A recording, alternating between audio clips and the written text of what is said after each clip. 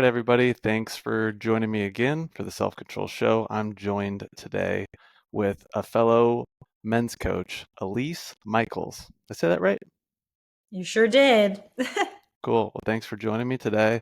Elise is a trauma-informed men's coach, and a lot of her work is near and dear to my heart because it's anchored around the nervous system. And I would love to hear about how you got started in coaching. I know a little bit, like, you started your healing journey and you did some like sharing online, but I'd really love to know because my listeners are predominantly men. How did you start getting in the niche of helping men? Yeah, so just like you said now, I had to help myself. I was trying to do courses literally just to solve my own problems. I had no intention of being a coach. But once I saw that there's actually a very logical formula for healing your pain, I started posting about it on LinkedIn of all places. And men were the only ones, they started reaching out to me for help. And I thought, this is very weird. How could I possibly help you? You like I don't know what I don't know what I would do. But then I just told myself, Elise, you said that you could help people with pain, and Mm, pain doesn't choose male or female. So mhm. once I decided just to give it a try, I saw how little support men actually had, and Yeah. I just decided from that moment to be the person that they could go to because they obviously felt safe doing it, Hmm. and so I just decided to be that person to commit. Yeah, that's awesome. I love how you said a logical approach. And could you share a little bit more about what you mean by that? Yeah, so I think that there's a lot of stigma around therapy and how, because most of it's talk therapy. And Right. therapists are amazing because they have so much knowledge and they give you a safe space to allow you to process and understand what you know. But it can take a very long time if you're not understanding why you need to do certain exercises, why something is coming up for you, how to stop it, how to repeat it. And as much as therapists are helpful, they're not teachers, they're not coaches for the most Hmm. part. And Hmm. so that was my problem with therapy. And I found that how a lot of men really like to heal is they want someone to tell them what to do. They want to Yeah. follow a guideline, they want to follow a map. And when you're healing pain and trauma, it actually comes really, really down to a science. Hmm. So once I figured out the science for myself, because that's what I wanted and needed, Hmm. I was like, dude, this is exactly what men want too, because nobody wants to sit in a room and just talk to themselves and try to Yeah. figure it out. Because if you had the answer, you would have figured it out by now. But the truth is you don't. So you do need someone to help tell you what to do and how to get there.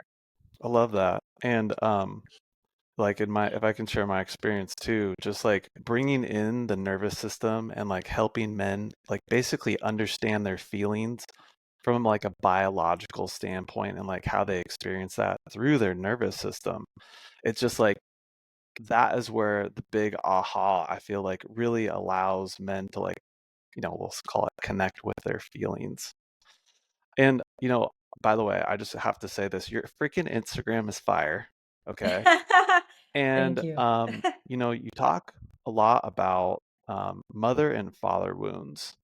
And you're just, it's like the coolest part about it is you're just like able to put it in these like little sound bites. And I just like find myself scrolling through your videos. And I'm curious, like, why do you think it's important for men to, and well, not just men, but men in particular, to like lean into maybe digging back into their past to help understand the present? I actually only think it's necessary to dig into your past if your present isn't where you want it to be, Yeah. because there's no use at creating wounds or problems where there's not. So when men come into sessions with me, I'm not telling them, "Hey, let's jump into the worst memory you've ever had." We start off with what's wrong in your life right now, and then let's Mm, reverse engineer how you got there. I will point out to you exactly what led to it. mhm, The formula is there because when you're coached on many things, you can understand a lot of what people can't immediately. And so mhm. you have to meet people where they're at. And a lot of Yes. people cannot be in the healed, understanding, knowledgeable space before they're ready. You need to explain why they're there. You need Hmm. to help resonate with how they're feeling in that moment. And then you need to guide them to the next step. And I think that's also where a lot of coaches and people just in general go wrong because you've ever been through a hard moment in time and people are like, oh, well, just everything happens for a reason, and God Mm, didn't put you here for no, he has a plan. And you're just like, dude, I don't give a fuck about that right now. I'm not there yeah, yet. Right? I yeah, don't want to be positive. I want to be angry. I want to be right. upset. And that's where a lot of us just, minimize each other's problems, Mm, and you just can't do that. yeah, I totally agree with that, and that's like so beautifully put. And I'm curious, do you work with mostly married men or single men or a combination of both? Interestingly, my one-on-one clients are usually married or just recently like divorced, like previously married. Mm, And many of the men in my men's group are just single. hmm. Just different dynamics, yeah, of people. So like, and this goes right into my question is like, where do you, like you said, okay, meet you where you're at. Where do you find that most men that are like finally ready to seek out somebody to like help them out, where are they usually at? Like, what's presenting for them in their Rock life? bottom. Yeah. Okay. I call myself the Hail Mary coach, like the last resort. That's Because I'm hilarious. like, I'm pretty expensive and I'm not a therapist. So they're like, dude, I've tried everything.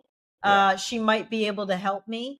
Hmm. Someone finally understands, but it's really true. I mean, men already wait until rock bottom to reach out to anybody for help in the first place. Hmm. But it's really hard for the men who have kind of tried and it haven't really resonated or haven't been able to stick with it because their home environment sucks. And Yeah. so, yeah, I mean, usually when they see me, it's kind of like maybe not even rock bottom, like, oh, I'm about to kill myself, but rock bottom is in like they've kind of like tried everything and they're just stuck.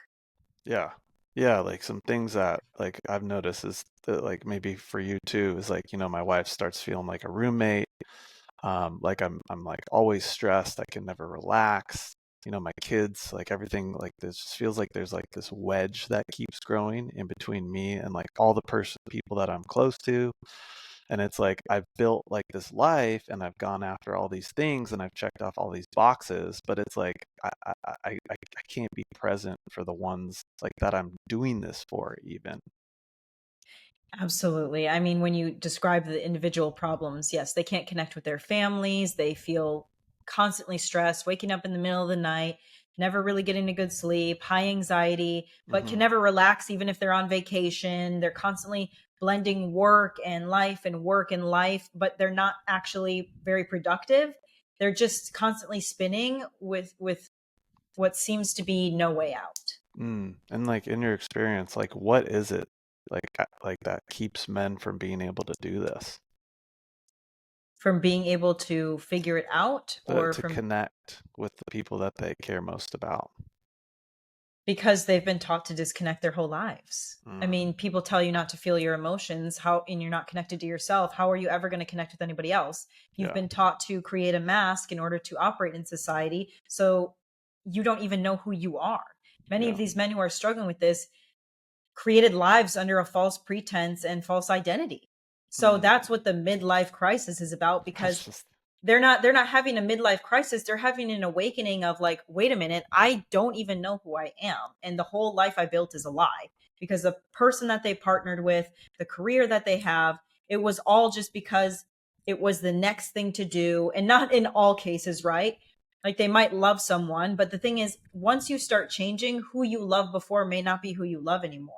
and mm, and once you start changing, that person might not love you anymore. So a man often feels his life start to fall apart the second that he has this awakening. mm. Yeah, I mean that like hits me really hard because that's like essentially like my story. It's like that midlife crisis.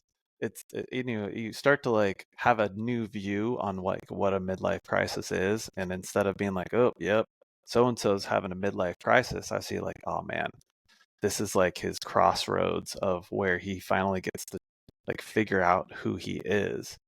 And yeah, it is a bummer to see sometimes, relationships or families falling apart, but also there's the opportunity to the door that opens of like, hey, what could you possibly create in life?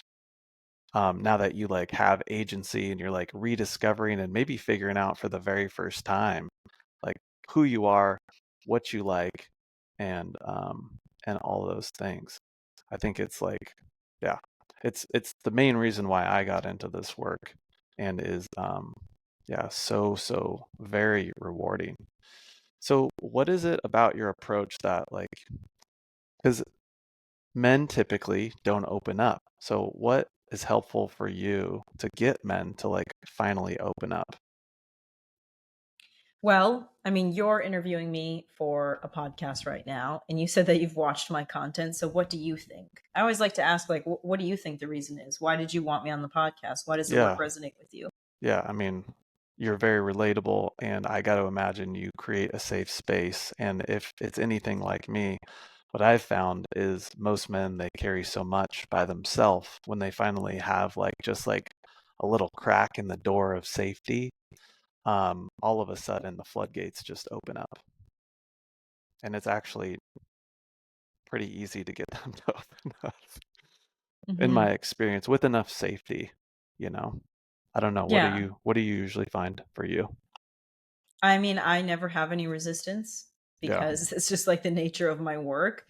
I think that men only resist opening up to people. Well, first, they resist opening up to people closest to them because, Hmm. people closest to you have the ability to judge you Yeah, and have an impact on your life, whereas we might be strangers to someone for and our sure. opinion doesn't really matter that much, Yeah. when it comes to their daily lives.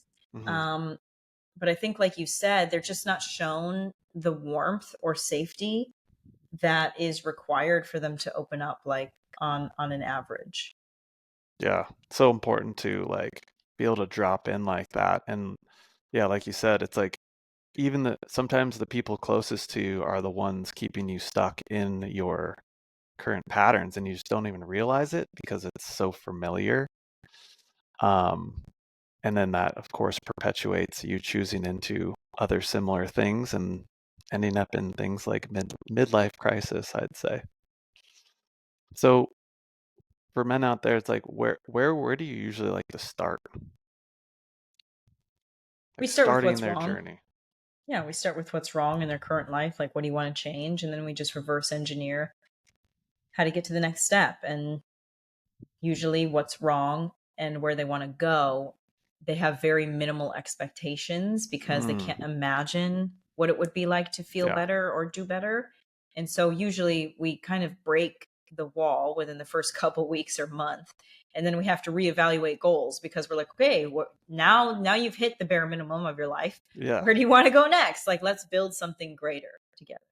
Yeah, and then do you find like the further along you go, does it feel like they have more capacity to like be curious and imagine and like actually come up with, you know, goals? Yeah, because then their prefrontal cortex turns back on. When you're in Yeah. a trauma response, your front part of your brain is not turned on. So you're only capable of doing the day-to-day things. You're only capable of being on autopilot. When you finally calm your nervous system and experience safety, then you can be creative. Then you can think outside the box. Then everything's not such a hustle and a grind anymore because you've learned how to balance. Yeah. I mean, you're speaking my language right now. It's like the PFC baby. We're all about PFC touchdowns here and being able to turn that thing back on, get out of like that trauma response of, fight or flight, um, or shut down. And like what types of tools or modalities do you like to use when you help facilitate men? Like what's your favorite? I don't really use a tool or modality, to be honest. I'm trained in many of them. So everything at this point is probably just like a hodgepodge. Yeah. About to get my breath work certification. So I've done that. I've guided men through meditations, through Hmm. like childhood regressions where, we do go back to a moment in childhood and we process that together so that they can be free. Mm, Um, I'm not trained in EMDR, but I've heard that that's an amazing tool for people with like severe trauma. So always hmm. learning, growing, but I don't have a specific modality because I think everybody needs something different. Yeah, I love that. It's like really do need a tool belt. I don't think there is one like end all be all modality out there, whether it be like you said, EMDR, CBT, parts work, understanding polyvagal, all the things. So I love that because I think like in our world, the coaching world, sometimes you can kind of like get into a camp and then Yeah. think that you have the magic bullet to fix everybody. Everybody thinks that, but at the end of the day, I realized all they're doing is using a different tool to calm the nervous system. Yep. Because if you understand how to calm your nervous system, it doesn't matter what you do, yoga, meditation, breath Right. work, ice bath. And so that person who's so invested in, oh my God, every morning I have to do my ice bath, every morning I have to do my breath work. It's just because that's what they found to help calm their nervous system the Right. most. But not everybody resonates with the same tool. So you just have to understand the person. And coaches who are all about their own healing modality, I think, are letting Hmm. their egos run the show. For If sure. you're helping someone, you have to help them where they're at and what actually benefits them. So, Yeah. I love that. And just a couple more things. Like what do you think about, we kind of touched on it a little bit, about like the pressures of men needing to be strong and stoic and like emotionally resilient. How do you think that really impacts them and really has them having to challenge the idea of like actually asking for help? well, to be fair, I think it's definitely changing more now since I started 4 years ago. I'm not sure if you've seen this, but there's a lot more openness, I think, for men. But for men who are still stuck in those generational standards, it's extremely hard for them, and it impacts them in a way where they choose people who reject them to surround themselves Hmm. by. These people are not open minded, they're closed minded, and those are the men who end up trying to commit suicide. And, that's Hmm. why our suicide statistics for men are still so high. Yeah. And, it's really sad, but I think in larger cities and with our modern day culture, we are allowing men to be able to express more. It's just some things need time to catch up. Yeah, and like part of why I love your content so much is because yes, I do agree. I think things are changing, and I think there are some strong movements out there that kind of like label men as the problem.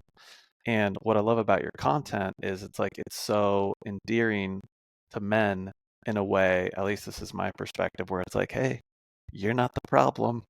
Like you matter too. I see you like trying hard, and like most of the men that I see like are trying hard, maybe they just don't have like the resources or the tools and what that is actually supposed to look like. Yeah, absolutely. I can't stand content that blames any one type of thing. Hmm. And you know, I think also where we can go wrong too as coaches is we keep people in the victim mentality, Hmm. and not even just that they're the problem, but like that your problems are so hard that you are this kind of like weak thing. I don't want to do Yeah. that to men either. I think we need to just remind men of how strong they are, of how valuable they are to themselves and to society and to their families, because they are the backbone. And I think we're so divisive today. It's like men against women and women against men, and men are choosing to stay single and women are choosing to do everything by themselves. And what a lonely world we're Yeah. starting to grow up in. Like, we're just staying separate. Like, we're just saying, what happened to community? What happened to Hmm. family? What happened to loving your neighbor? Even like, it's not even just about romantic relationships. It's about, we have completely cut off the only true joy of being alive. Yeah. Because what else is there if we're not connecting with each other? We're just going out and working and having a coffee at Starbucks and not talking to the barista and not talking to the person behind us and reading a book written by some feminist. Like, it's so crazy. It's so crazy. Hmm. I don't know. I think Hmm. people are losing it a little bit, but Well, I think we need to get back to connection. I think that's absolutely true. We're more connected than we've ever been in a way, and more disconnected than we've ever been in a way. And we have these like haphazard relationships. I'm doing air quotes here with people, which is cool, like across like the globe. But at the same time, it doesn't have the same level of intimacy and just like that day to day that it does with people that are like around us. And it's like we kind of get our fix in a way because we like yeah, we're talking to all these people, but the degree and the level and the depth that we're connecting is like very superficial. And it's like on one hand we have this like deep longing, and on the other hand we're just like completely distracted by all the things. Completely distracted and also fed a bunch of nonsense, Yeah. because all you see in the media is the bad news. And some news you see is good, but then you think that that's a special case, Hmm. right? Like, I'm and I think I am like a little bit of a different person just because of like how I grew up, because I've been hitchhiking, I've like motorcycled across, like I've done some Dude. crazy things that Yeah. I don't like. I trust people innately. Hmm. And a lot of people are like, oh my, like, and I didn't tell anybody because I knew they were going to project bad things into my reality. I just knew Yeah. they were, because they're like, oh my God, weren't you afraid you were going to get killed? There's crazy people out there, blah, blah, blah. Yeah. Yes, there are, but like we forget that majority of people are just like us. Yeah. Like they're just trying to make connections. They're trying to take care of their families. They're trying to do right by each other. Like most people are like that. And if you go into the world and you think that, that's who you meet. And Mm. so I have people see my content and they're like, oh my God, where can I find a woman like you? Or they'll be Mm-hmm. like, no women like this exist. Show me Mm-hmm. where they are. And I'm like, okay, well, Mm. fuck me then. I guess I don't exist. I'm not a real person. And like, but I'm not a special case. I'm Yeah. just the Yeah. only one you see because I have a large following. Yeah. Right. Yeah. And Yeah. Yeah. so I have had terrible experiences with some men, but you can't make that turn you bitter and think, oh my God, well, this one guy that I saw on the internet, oh, I just wish more men were like him. Like, what you're really saying is, I wish I could meet more men like this person. But in Yes. order to do that, you have to have connection. You have to Yes. go out and you have to talk to people, and you have to be willing to be rejected by the people who are shit. I get people, and sorry, I'm going off on this rampage, but it's so No, fucking this is important great. because I get asked this all the time. Oh my God, how are you still single? I can't Yeah. believe you're still single. And Yeah. people ask me this all the time, as if it's like everybody in the world is a match just because you idealize this person. Mm. Right? And do you ever think that, like, okay, I have standards and values that maybe don't match, and like there's also a bunch of people in the world who don't fucking like me. Like Yeah. I still get rejected too. Like I go into the world and like not everybody likes me, just you like me, right? Like cuz you're watching from afar and I've been put on this pedestal, but like Mm-hmm. everybody has their time and space, and you have to be willing to go out and just know that there's going to be a bunch of shit. But that Yeah. doesn't, like, if you don't go out at all, then all you get is this horrible movie that you play in your head that the whole world's terrible and I'm going to be by Mm-hmm. myself and it's better here. It's better there because you're being a coward. Mm. You're being a fucking coward. Yeah. And I would rather die alone, not a coward, than to play a victim and just say I'm better at peace in that way. And Because it's settle. not true. Yeah. I Sorry if that love was that. harsh. No, no, dude, that was like Going off amazing. on a No, tangent. that was like so good because I think there's like a lot of people out there that are stuck in those cycles that really need to hear that. And it's about getting out there and like facing your fears and having the courage to do that and like aligning with like what you really want and not settling for anything less. And like I don't know about you, but like the further you kind of go down this like healing path, sometimes that can be lonely. And like I'm married and like so I don't even know how does this whole journey, self-healing and men's coaching like impact your dating life? Yeah, I mean, like the healthier you get, the lonelier you are, Yeah. because you like they say, ignorance is bliss. And I think a lot Mm. of people, like the younger they get married, Hmm. like it's easier to get married younger because you're so naive and ignorant, and all you're going off of is love. No But PFC. love isn't real, right? Like love is a chemical Yeah. makeup that you have. Yeah. It's a connection. Yep. But at the end of the day, your discipline, your character, your commitment, your ability to move through things is what's going to make a long lasting relationship. That's And right. if you don't know your own patterns, like if you don't know your prefrontal cortex, if you don't understand yourself, you continue to repeat the behaviors that you have innately. And I mean, so many people who are like, oh, I don't need coaching. I don't need that. Like, I'm fine. Yeah. And their life is a mess. And so the healthier you get, the less tolerance you have to shit. And I have already had this kind of, I don't want to say like gift since I was little, of being able to read people. And so Mm. it only increased with experience and science and courses that I took. So Yeah. for me personally, yeah, it's incredibly lonely because I don't have the patience to actually surround myself with people who I don't feel like are on a journey, who I don't feel like are going to help Mm. me grow, Yeah. who are victims. And for dating, like forget it. Like I mean, it's going to take, and because I'm also a men's coach. I could be Yeah. any type of coach in the world, but now I'm a coach for men. Yeah. So the amount of, like, the level that I understand men is just different. Mm. And the man who is going to be my partner has to have done the work, like Yeah. really done the work. Yeah. Um, because he will feel emasculated by me. Yeah. Like, so many men don't approach, if they know who I am, they don't approach me for that reason, I think, because, then I'm on a pedestal, or they think that they Mm. can be my partner, but they really want me just to fix them. And I see through that immediately. Like, Mm. I'm not going to be your coach if I'm your partner. Yeah, dude. Oof. That'd be So rough. that's I that's mean, a long tangent. no, I think that was totally great.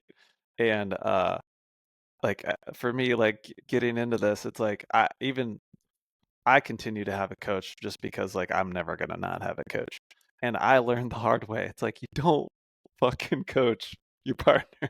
No, dude. And I'm sure if you try to coach your wife, she probably got pissed as Oh, hell. dude. Oh my She probably got God. so mad. She's like, dude, stop bossing me around. And then Yeah. you create the masculine woman. You're like, oh, this Yeah. isn't what I wanted. I was trying to get No. you to be feminine. She's like, how fucking Yeah. dare you tell me I'm not feminine? Right? She's like, you're the one. I'm sure Yeah. this is an exact conversation you've Dude, you're like seriously had. speaking to my soul right now. Yeah, I I learned know the hard way, man. exactly. I learned the hard Yeah. way. She told you. She told you, right? Don't fucking talk to me about this ever again. Yeah, dude.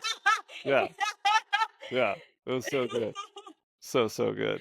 No, but like I love how you just like so plainly put that because I think so many people go through life, like you said at the beginning of this call, kind of living their life like by what they think other people like tell them that they should. And just like hearing you put that like so eloquently, so firmly, and so matter of factly, it's like, dude, it's like that's why I love talking to people like you. It's because, I truly believe like when people live their life aligned with who they really are and they hold that standard, like you give permission to other people to do the same thing. 100%. 100%. So I mean, I love that you are continuing your self-help journey even though you're married, because a lot of people think once they're married they got it figured out. But they Mm, forget that decades of time pass, and you become a different person. So if you're not willing to commit to yourself, and that's what people forget, they forget themselves in relationship. mm-hmm, And then they mm, blame and resent their partner because that's right. suddenly their life isn't going how they want anymore. And never allow yourself to start blaming your partner for where you ended up in life. Mm-hmm, mm-hmm. Like, unless you're like with a psychopath and a narcissist, which I have recently dated. No, I Yeah. wouldn't say narcissist. I would say more psychopath, like do crazy stuff. Okay, Like okay. deadly, deadly people. Um, even then you have to take personal responsibility. Like, because the better you do for yourself, the better your relationship's going to be, the better you are going to be for your partner. 100%. Yeah, I couldn't agree more. And it's like, I mean, that's where I find most of my clients are is like you just kind of like get married and you just assume like, oh yeah, we're married now. So like you have this recency bias, like how it is now is just how it's going to be forever. And like 10 years Yeah. go by and you're like, who the fuck is that standing next to me? And then people Yeah. are like maybe it's me. Look in the mirror. It's like, oh, I'm lonely.